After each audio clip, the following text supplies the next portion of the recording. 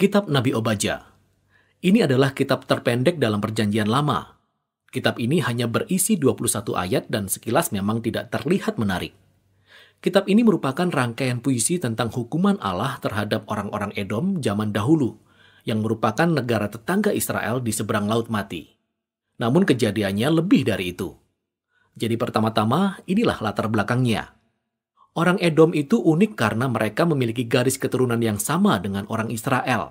Mereka sama-sama merupakan keturunan Abraham yang bersama Sarah memiliki anak laki-laki bernama Ishak. Sedangkan Ishak dengan Ribka, istrinya, memiliki 2 anak laki-laki, Yakub dan Esau. Nah, kitab Kejadian mengisahkan tentang 2 bersaudara ini dan bisa kita katakan bahwa hubungan di antara keduanya tidak baik. Kemudian mereka masing-masing diberi nama Israel dan Edom, yang akhirnya menjadi nama keluarga dari keturunan mereka. Dan kedua keturunan ini memiliki hubungan yang sama buruknya seperti leluhur mereka.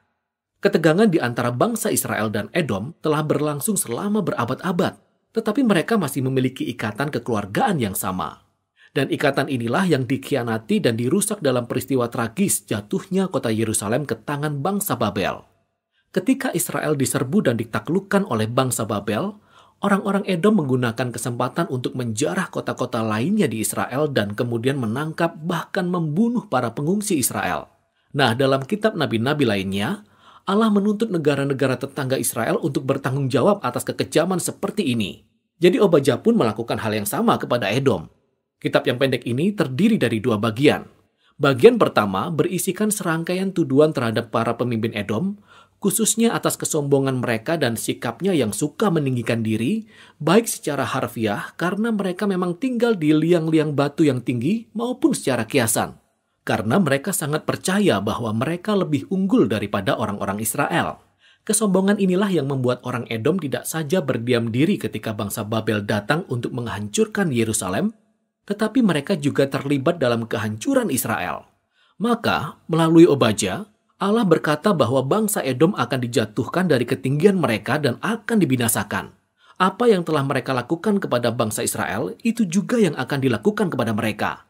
Nah, pas ketika kita akan mendengar lebih banyak tentang kejatuhan Edom, tiba-tiba topiknya bergeser di ayat 15. Ini yang kita dengar. Sebab telah dekat hari Tuhan menimpa segala bangsa. Wah, mengapa tiba-tiba kita beralih dari Edom ke segala bangsa? Ayat ini menjadi pengait yang menghubungkan paruh pertama dari kitab ini dengan paruh kedua, di mana Obadja memberitakan hari Tuhan yang ditujukan tidak saja untuk bangsa Edom. Ia memperluas cakupannya kepada semua bangsa. Dan Obadja berkata bahwa semua bangsa yang sombong yang bertindak seperti Edom akan menghadapi penghakiman Allah dengan cara yang sama. Mereka akan jatuh dari kesombongan mereka menuju kehancuran. Nah, perpaduan dari kedua bagian ini, yang satu tentang Edom, yang satu lagi tentang semua bangsa, menunjukkan kepada kita mengapa Obadja begitu tertarik pada negeri kecil di selatan Israel ini. Obadja melihat kesombongan dan kejatuhan Edom sebagai contoh, sebagai gambaran, bagaimana suatu hari nanti Allah akan menantang kesombongan semua bangsa dan menjatuhkan mereka juga. Bukan kebetulan kalau dalam bahasa Ibrani kata Edom dieja dengan huruf yang sama persis dengan kata umat manusia, atau dalam bahasa Ibrani, Adam. Dalam kitab Obadja, kebangkitan dan kejatuhan Edom menjadi perumpamaan tentang bagaimana suatu hari nanti, keadilan Allah akan melawan kesombongan dan kekejaman di antara semua bangsa, yaitu di hari Tuhan. Namun seperti dalam semua kitab para nabi, penghakiman Allah tidak pernah menjadi akhir dari segalanya. Ingat, kesimpulan dari 2 kitab sebelum kitab Obadja, yaitu Yoel dan Amos. Kitab Yoel menggambarkan apa yang akan terjadi setelah hari Tuhan menimpa segala bangsa. Yoel berkata bahwa Allah akan membawa keselamatan baru bagi Yerusalem dan semua yang merendahkan diri dan berseru kepadanya akan diselamatkan.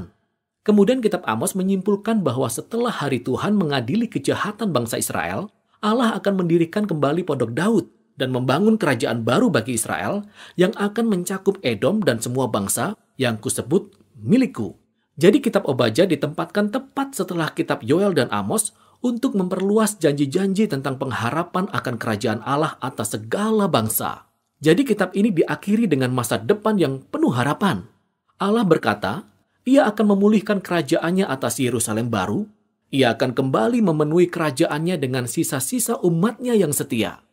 Dan kemudian dari situ, Kerajaan Allah akan meluas hingga mencakup semua wilayah dan bangsa-bangsa di sekitar Israel. Jadi kitab yang pendek ini memberi kita gambaran yang lebih luas tentang keadilan dan kesetiaan Allah yang telah kita lihat dalam kitab para nabi. Kesombongan dan pengkhianatan orang-orang Edom zaman dahulu menjadi contoh dari keadaan manusia yang lebih luas.